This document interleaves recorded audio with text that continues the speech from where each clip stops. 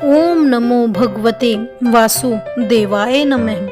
प्रिय भक्तजनों, कार्तिक मास के 12वें अध्याय का महात्म्य भगवान की कृपा से आप सभी को सुनाने जा रही हूँ। राजा पृथु नारद मुनि से कहते हैं कि आपने कार्तिक महात्म्य का उत्तम फल कहा, अब उसी प्रकार से कृपा करके तुलसी का महात्म्य भी सुनाइए। तब नारद मुनि बोले कि हे राजा पृथु, प्राचीन काल में सैकड़ों सहस्त्र आदि अक्षेत्र के कावेरीपुर में अत्यंत ज्ञानी धर्मात्मा पुण्य आत्मा ओम नमो भगवते वासुदेवाय का सदैव मंत्र जाप करने वाला धर्मदत्त नामक एक ब्राह्मण रहता था। वह अतिथियों का आदर सत्कार भी खूब करता था। एक दिन प्रातःकाल एक पहर रात्रि शेष रहने पर वह ब्राह्मण पूजा की सामग्री लेकर भगवान के मंदिर को जा रहा था।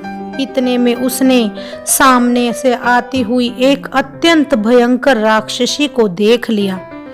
आगे निकले हुए टेढ़े मेढ़े बड़े बड़े दांत, लाल नेत्र, बिल्कुल नगन लकड़ी के समान सूखा शरीर, मुख से घुर घुर शब्द निकल रहा था।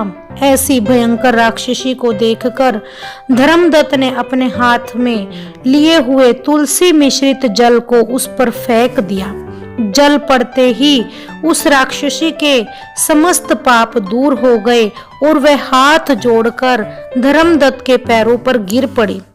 धर्मदत्त ने पूछा कि तुम कौन हो और किस पाप के कारण इस दशा को प्राप्त हुई हो। राक्षसी कहने लगी, सौराष्ट्र देश में भिक्षु नामक ब्राह्मण की मैं पत्नी थी। मेरा नाम कलहा था। मैं न तो अपने पति से मीठे वचन बोलती थी और न अच्छा भोजन व फल खाने को देती थी। इस व्यवहार से दुखी होकर जब मेरे पति ने दूसरा विवाह करने का निश्चय किया तो क्रोध में आकर मैंने विष खा लिया और विष खाने के कारण मेरी मृत्यु हो गई। इसके बाद यमदूत मुझे बांधकर यमराज के पास ले गए। वहां चित्रगुप्त ने मेरे अच्छे बुरे कर्मों का लेखा जोखा बताते हुए यमराज से कहा कि हे महाराज, इसने अपने जीवन में कभी कोई पुण्य कार्य नहीं किया, सदैव अपने पति से लड़ती झगड़ती रहती है। यह सुनकर यमराज ने आज्ञा दी, क्योंकि जिस बर्तन में यह भोजन बनाती थी उसी में खाती थी, इसलिए इसको पहले अपनी ही संतान को खाने वाली बिल्ली की योनि में डाल दिया जाए। इसके बाद पति से नफरत करने के कारण इसको विष्ठा खाने वाली शूकरी की योनि में भेज दिया जाए और इसके पश्चात इसने आत्महत्या की थी तो यह प्रेत योनि में चली जाए। सो महाराज, मैं 500 वर्ष से इस योनि में फिर रही हूँ। भूख और प्यास से दुखी होकर मैं एक वैश्य के शरीर में प्रवेश करके कृष्णा और वेणी नदी के संगम पर आई। जैसे ही मैं नदी के तट पर पहुंची, विष्णु के दूतों ने मुझे वैश्य के शरीर से निकालकर बाहर फेंक दिया। वहां से घूमती फिरती मैं आ रही थी कि हे ब्राह्मण देवता, मुझे आप मिल गए।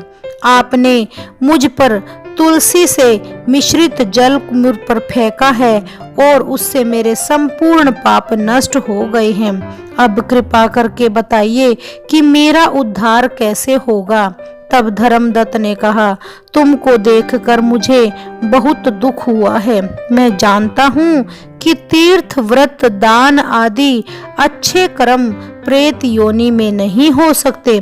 तुम्हारे पाप अधिक तथा पुण्य बहुत कम है, इसलिए मैंने अपने जीवन काल में जितना कार्तिक मास का व्रत किया है उसका आधा पुण्य तुमको देता हूँ। इससे तुम्हें उत्तम गति प्राप्त होगी।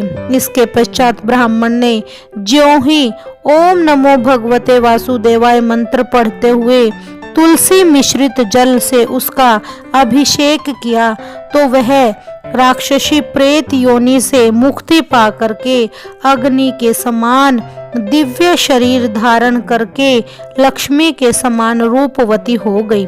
इसके पश्चात उसने ब्राह्मण को नमस्कार किया। तभी भगवान विष्णु के पुण्यशील तथा सुशील नामक 2 दूत वहां पर आए और उसको विमान में बिठाकर बैकुंठ को ले जाते हुए धर्मदत्त से बोले, हे ब्राह्मण देवता, भगवान की भक्ति में हमेशा लगे रहने के कारण तुम धन्य हो।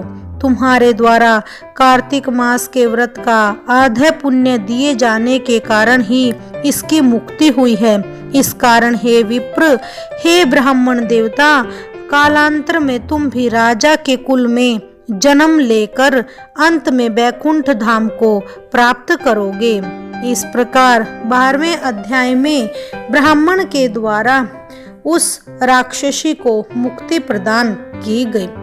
अतः कार्तिक मास में जो भी पुरुष स्त्री कार्तिक स्नान के पश्चात व्रत रखता है वह बहुत वर्षों तक, बहुत करोड़ों वर्षों तक बहुत पुण्यदायिनी आत्मा बनकर दूसरों को भी पुण्य प्रदान करता है। ओम नमो भगवते वासुदेवाय नमः। अगर आपको मेरा यह वीडियो या मेरी जो यह कथा अच्छी लगे तो मेरे चैनल विनीता भक्ति चैनल को जरूर लाइक, शेयर और सब्सक्राइब भी जरूर करें। ओम नमो भगवते वासुदेवाय नमः।